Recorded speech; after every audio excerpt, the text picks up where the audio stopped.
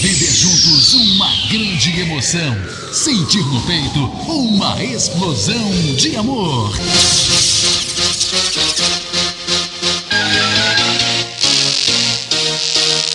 Está entrando no ar, na Catedral FM.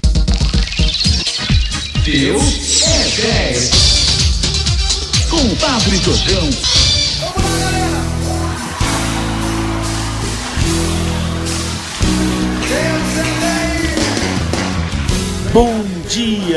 Bom dia meus irmãos e irmãs, e desculpem, mas feliz ano novo. Dizem que o Brasil só começa depois do Carnaval, na segunda-feira, então feliz 2020. Ontem celebramos 455 anos da nossa cidade maravilhosa, então pela intercessão de São Sebastião, feliz 2020 a todos nós. Então vamos aproveitar e caçar nossa Bíblia perdida. Caçadores da Bíblia Perdida. O Senhor esteja convosco, Ele está no meio de nós. Vamos então meditar mais uma vez o Evangelho de ontem, primeiro domingo da Quaresma. Proclamação do Evangelho de nosso Senhor Jesus Cristo, segundo São Mateus. Glória a vós, Senhor. Naquele tempo, o Espírito conduziu Jesus ao deserto para ser tentado pelo diabo. Jesus jejuou 40 dias e 40 noites, e depois disso teve fome. Então o tentador aproximou-se e disse a Jesus: Se és filho de Deus, manda que estas pedras se transformem em pães. Mas Jesus respondeu: Está escrito, não só de pão vive o homem, mas de toda palavra que sai da boca de Deus.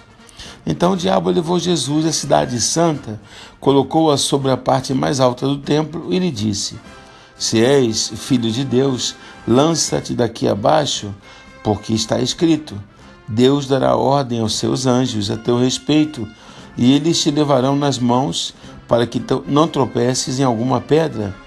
Jesus lhe respondeu: Também está escrito: Não tentarás o Senhor teu Deus.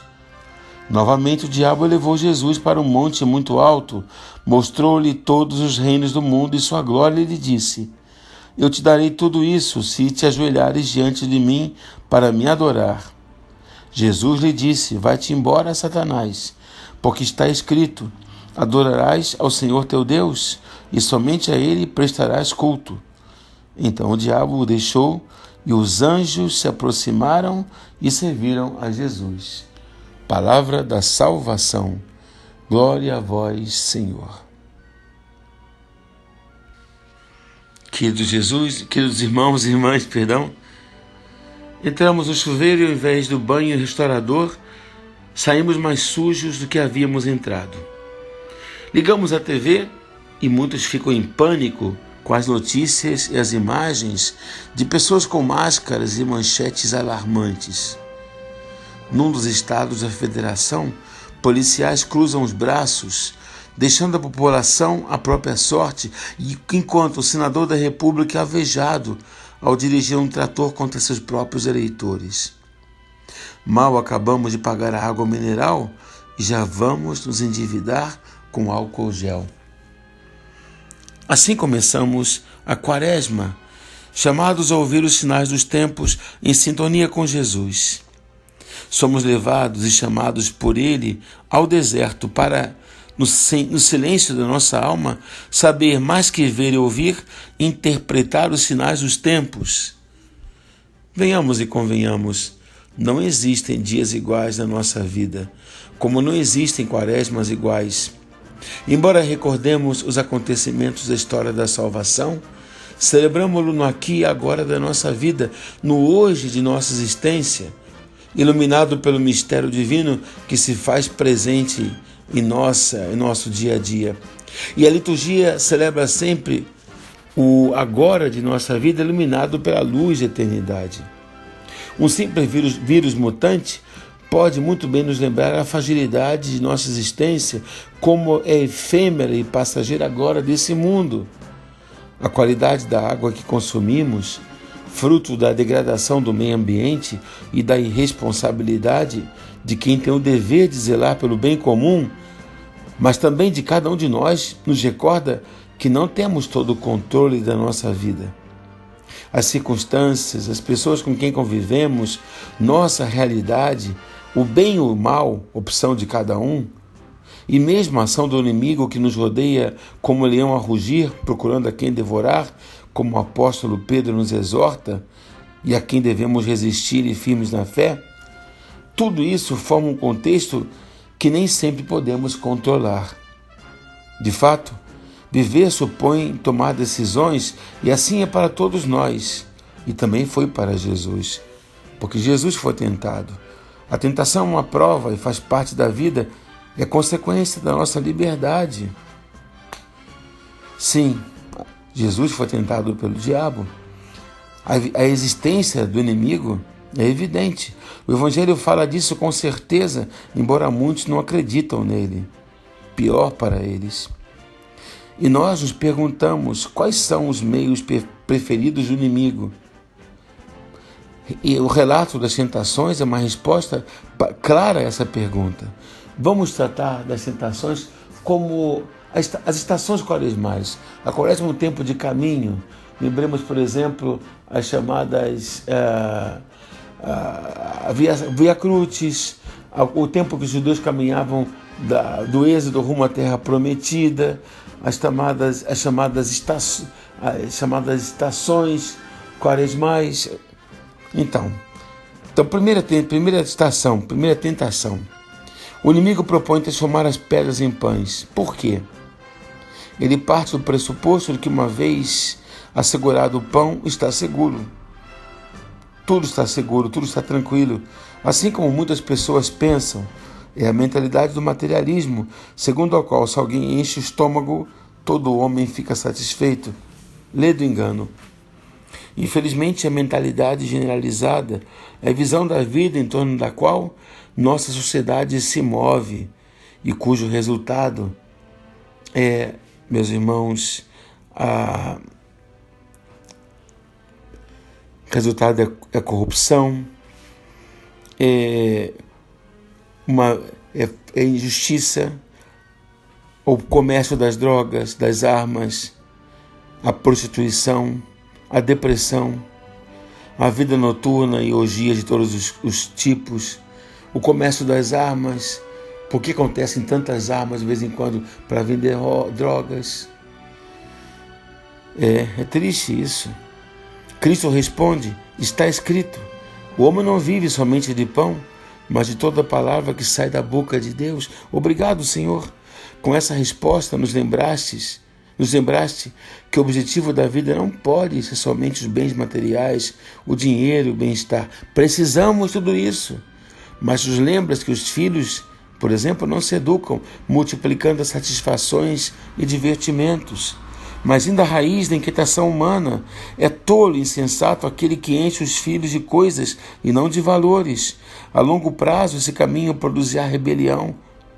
Vai produzir insatisfação, desamor, egoísmo e crueldade. Eles vão colocar você, os pais idosos, no asilo, em casas de repouso. Vão brigar pela herança. Não vão ter amor pelos pais. Jesus nos avisou. Obrigado, Senhor, nos avisastes que estaremos eternamente cansados, descontentes, agitados até encontrarmos o infinito. Quando falta alegria, depende apenas do fato de termos expulsado Deus. É claro que, olhando ao redor, não podemos deixar de reconhecer que o inimigo nos levou hoje a um materialismo de dimensões até então desconhecidas.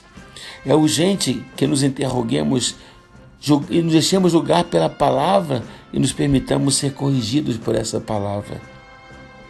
Segunda estação.